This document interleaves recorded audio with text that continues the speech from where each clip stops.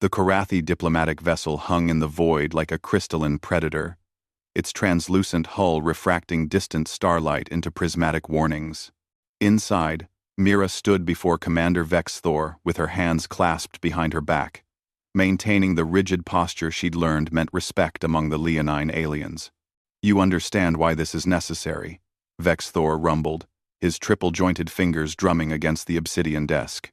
His mane, streaked with silver authority, bristled slightly.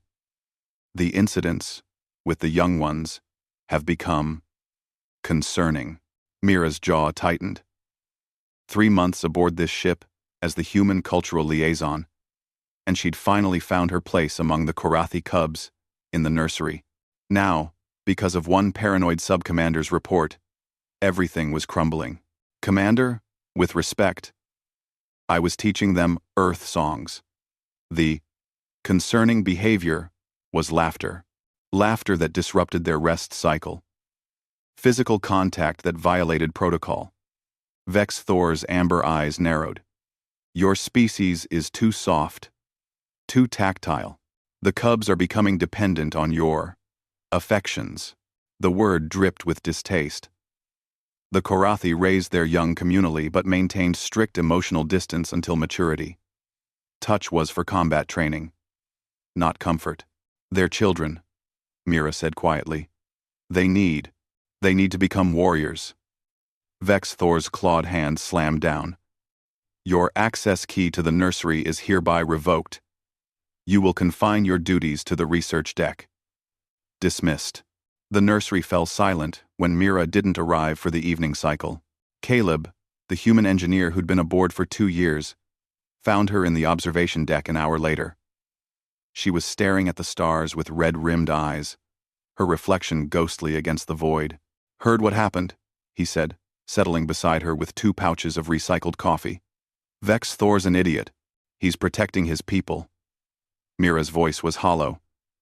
"Maybe he's right. Maybe I was too involved." "You know what the Korathi value above everything?" Caleb asked. "Strength. Pack loyalty. And right now, those cubs are showing both." Mira turned to him. A small smile crossed his weathered face. "They're screaming. Haven't stopped since you were banned. Won't eat.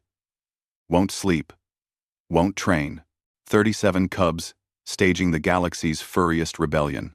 By the 3rd day, the situation had escalated from inconvenient to critical. Subcommander Wraith stormed into Vexthor's quarters, her spotted fur standing on end. "Alpha. The juveniles are entering their 3rd rest cycle, without proper dormancy. Medical reports declining health across the entire nursery cohort. They respond to no one. 17 Reese. 1 Re and 7. Vexthor's tail lashed in agitation. "What of the matrons? They ask for the human." Wraith's ears flattened in clear discomfort with the admission. "Specifically, they vocalize her name. Mira. Repeatedly. At volumes that violate 7 different regulations." The commander rose from his seat, towering over his subordinate. "This is unacceptable. They are Korathi young, not dependent infants." "With respect, Alpha," Wraith said carefully. "Perhaps dependency is not what this represents." Caleb found Mira in the research lab, mechanically cataloging mineral samples. She looked up when he entered, hope flickering across her features before dimming. "Still going," he reported. "Little Kexva actually bit a matron who tried to force-feed him. Drew blood. Despite everything," Mira's lips quirked. Kexva was the smallest of the cubs, a runt who'd latched onto her from day one. He shouldn't be doing that. None of them should. The entire ship's in chaos. Caleb leaned against the workstation. "You know what this really is, right? It's not dependency. It's choice. Caleb, the Korathi breed warriors. Tough, loyal, strong. But humans? We add something they don't have a word for. Not weakness. Connection." He met her eyes. "Those cubs aren't screaming because they need you. They're screaming because they want you." and they're willing to fight for it. The Alpha's summons came at the start of the 4th day.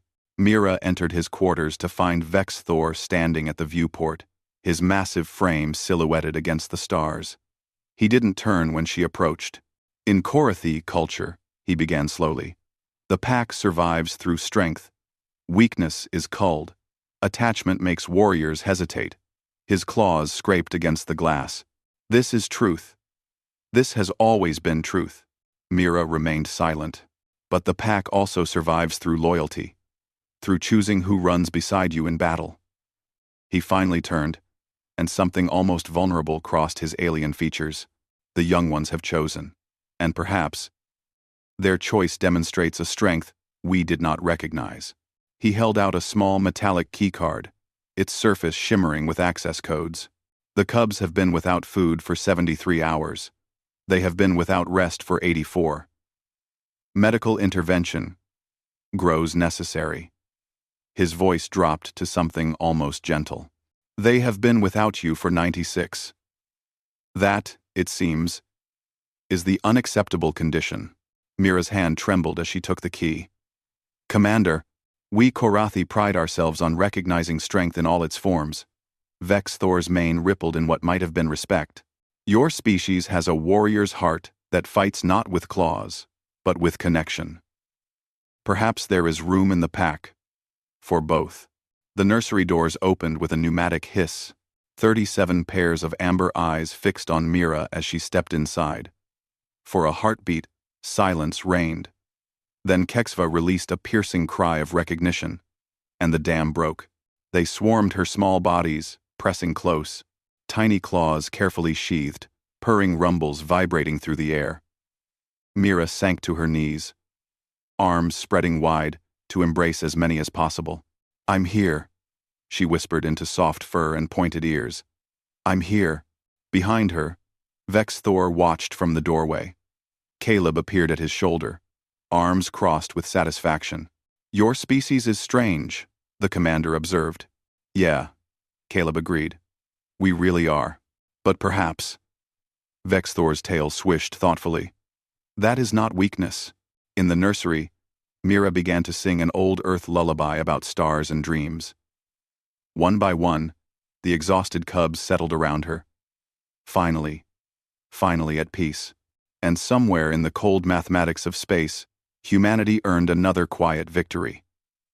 Not through force or technology, but through the simple, revolutionary act of caring. The pack, it seemed, was learning to evolve.